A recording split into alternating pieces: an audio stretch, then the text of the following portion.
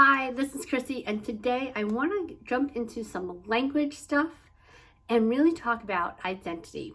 Specifically, the identity of a person who bullied.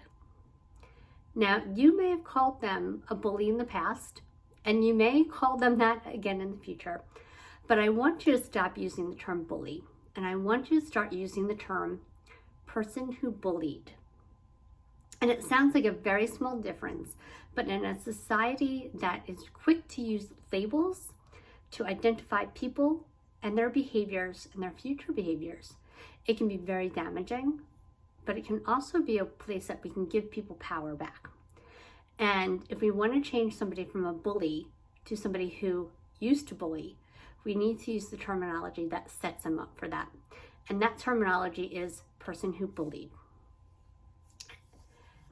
It allows them to not be a bully in the future. And that is so important to see that they have other options for behavior. And once we can get them to see that, we need to start reinforcing their good behavior. And that might be stopping somebody else from bullying. It could be not taking an action they normally would have taken. A person who bullied often has a similar pattern. They're looking for the same types of things to bully about. And when they stop doing that, we want to encourage that behavior. We want to acknowledge it. And then finally, hopefully, they will stop other people from doing it and even help their former targets. And that would be amazing, because that is how we really end bullying. That's how we bridge those gaps. We also have to be careful and make sure that if a person who bullied gets back into that behavior, that we call them out.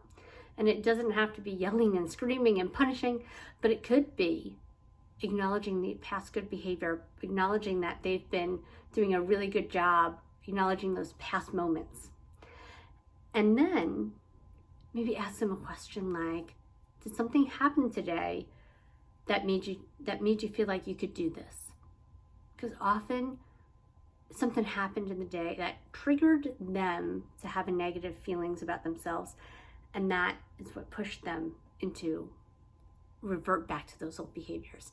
We want to stop that as quickly as possible by calling them out and helping them identify those triggers. All right, if you want to learn more about bullying, about growing up looking different, head over to the2tallgiraffe.com and learn more about my book, The Too Tall Giraffe. It's all about looking different, fitting in, and finding your superpower.